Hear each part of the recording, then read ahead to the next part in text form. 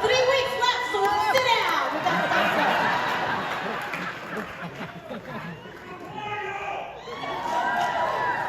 So we are now 3 weeks until the final day. Can you give us a little information on the state of the race and where things are right now? Yes. First of all, it's great to see y'all. And I can tell you that I am Team No Sleep over here. And I'm signing people up tonight. Team No Sleep. I need every single one of you. The state of the race is that it's tight. And it is so infuriating to me that for whatever reason, people are like, oh yeah, the orange one with like the 34 felony convictions who cannot operate a business in New York. Yeah, that's the one I'm thinking about. Yeah. It's like, what? Some people just have issues, as y'all have seen. But nevertheless, the reality is that there are people in this country that need us to deliver. And so it's important that all of us recognize our power. And so what I've been doing as I've been out is I've been talking to people about making sure that they own their power. For a while, they've been trying to make us feel like we're powerless. They've been trying to say, well, your vote doesn't matter. But it really does. That is why we see the voter suppression that we see taking place across the states. That is why now Georgia wants to move on to trivial things like, no, you can't have water if you're standing in line. So I want you to understand that the power has always belonged to the people, and it's time for the people to harness that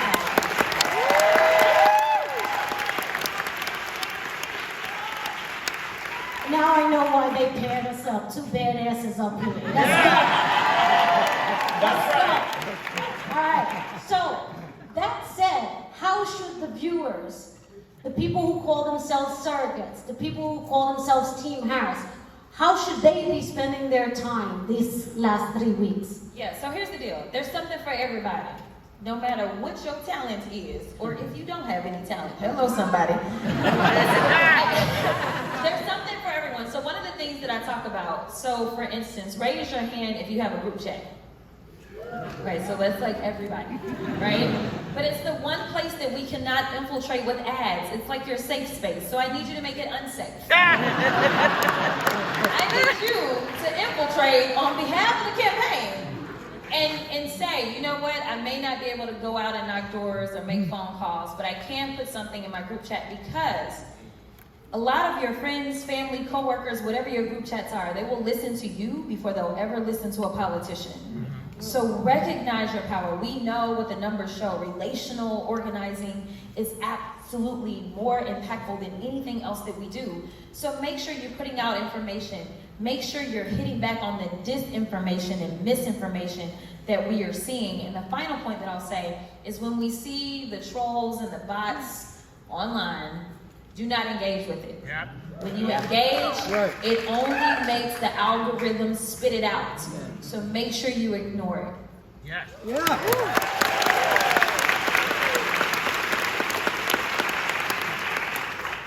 Now you talked about people that they know, their family members, their friends, their loved ones. What about the people they don't know? Everyone feels overwhelmed. Can I get an amen here? Amen. Everyone feels that the pressure is on. Can I get an amen? Amen. So, what can you tell people, your success stories of how you help change the minds of people who are not necessarily on this side of the fence? How do you tell them, stop straddling, come over here? So to be perfectly honest, one of the things that I do is I take the names off the ballot. So we have a lot of people that are excited about one name or the other, but the reality is that this is about our future. This is about what we want to see in our country or what we will not allow to happen in our country. And so to make sure that whatever defenses people put up and to make sure that they can hear me, what I do is I say, let's just talk policy for a second. Would you vote for someone, say, that is seeking police criminal immunity? Right? I just put the facts out.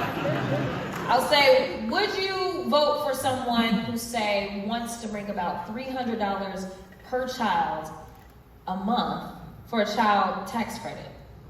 I would say, or do you want to vote for someone who wants to make sure that your taxes stay where they are, and people at, say, 1%ers, that their taxes go lower?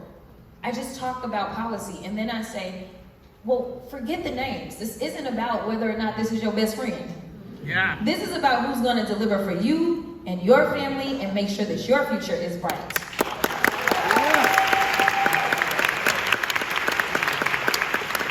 Before we wrap up, because we have a lot to go over this evening, no, I won't be singing. Why?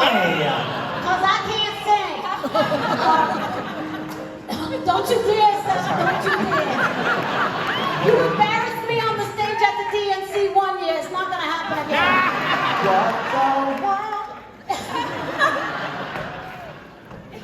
It sounds like a Puerto Rican Bugs Bunny up there.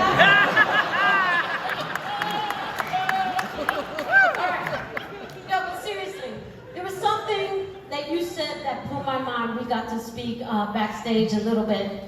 And when I asked you, what do you say to people who usually vote Republican and don't want to hear you? And you said, I tell them, I want to hear you. I tell them, I'm just going to listen. And that just blew my mind, because a lot of times we don't listen to the other side. They definitely do not listen to us. And I'm going to take that gem in my pocket and I'm going to carry it with me. It has been a pleasure and an honor talking to you. Thank you.